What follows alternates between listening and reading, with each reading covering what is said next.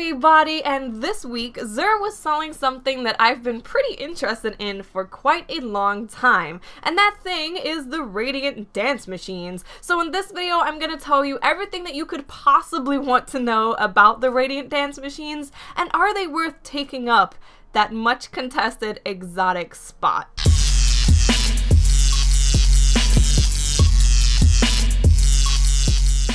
So I picked up the Radiant Dance Machines as soon as Xur hit the tower, and I've already maxed them. So I've had a decent amount of playtime with the Radiant Dance Machines, but before I get into the actual review of them, let's take a look at what they actually do. So the first thing that it does is it allows you to carry more heavy ammo, which is always good, but the unique thing that the Radiant Dance Machines do is it allows you to move faster while aiming down sights. So I was always kind of intrigued by this because I was like, man, it must have to be some like super crazy awesome aiming down sight speed for you to want to take up an exotic spot just for that one perk alone. So what I decided to do is head to Cosmodrome and actually test how much faster you move while you're aiming down sights wearing the Radiant Dance Machine pants. So as you can see from this test, there is a slight difference. With the Radiant Dance Machines, you definitely move slightly faster, but it's not something that is crazy noticeable.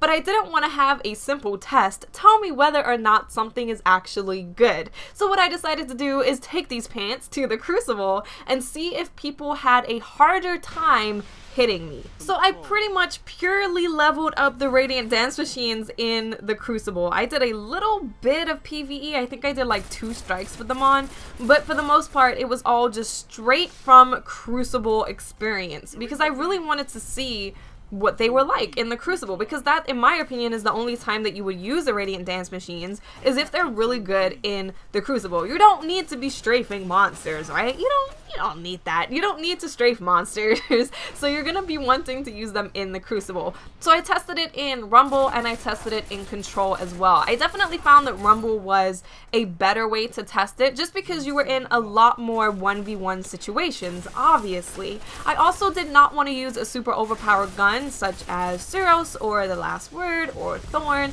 I was using Oversoul Edict, which is one of the new raid weapons, which I will do a review of probably tomorrow. But I was using a gun that's not overpowered because I wanted to have a long 1v1 to see if the pants were actually helping me out. So what I decided to do in order to properly test these things as much as I possibly can was every time I came into contact with an enemy, I would focus on just strafing to the left and to the right. I would try to limit my jumping, limit my hiding and all that stuff. I would just try and focus on strafing to the left and to the right, and to the left, to the right, to the left, to the right. I don't know what I'm doing. If you guys could see me, good job I don't have webcam on because that would be terrible. But I decided to just focus on the strafing to see if it was actually making it easier for me to win those gunfights. And like I said, it was much easier to test this in Rumble than in Control. I know I'm showing you Control, but just trust me. And what I noticed is that people were definitely finding it a lot harder to stay on target when they were shooting me. And I was going up against the power weapons. I actually came across some really good Rumble players, which is extremely rare. I was going up against a lot of Mythoclast, a lot of Suros, a lot of Thorn, and a lot of just really strong hand cannons where if they get 2 headshots, you are dead. And I was going up against them, strafing to the left and to the right, and they were definitely having trouble shooting me. And I was actually really surprised about this. I didn't expect these things to do anything. I know in the description obviously they do something, but I wasn't expecting them to do very much, especially after conducting the test that I did, because visually when you're moving to the left and to the right, it doesn't look like you're really doing that much. It doesn't look like it's making that much of a difference. But I saw people just constantly missing shots when I was strafing to the left and to the right, so obviously they are doing something. And I was very pleasantly surprised at how effective they were in just making it harder for people to hit me. It made me a lot more slippery. I got into gunfights and I became a lot more confident when I was going up against those power weapons with a gun that's definitely not overpowered. Oversoul Edict, not overpowered. I felt more confident because I was like, I can strafe and they're gonna have a hard time hitting me. So ultimately, what all exotic reviews come down to is Is this thing worth taking up an exotic spot? Obviously, we can only have one exotic in our weapons and our armor, so we want to make sure that we're using the best of the best in that spot, because we can only have one. And Radiant Dance Machines is kind of a hard one to place because I don't think it's useful in PvE whatsoever. I don't know if I'm missing something or just like not understanding how to PvE, but I don't think you need to be strafing faster while aiming in PvE. I don't think that's a thing that needs to happen. In PvP, yeah, I can totally get it. I totally get why you want to be moving faster. So in my opinion, it's a Crucible specific exotic piece of armor.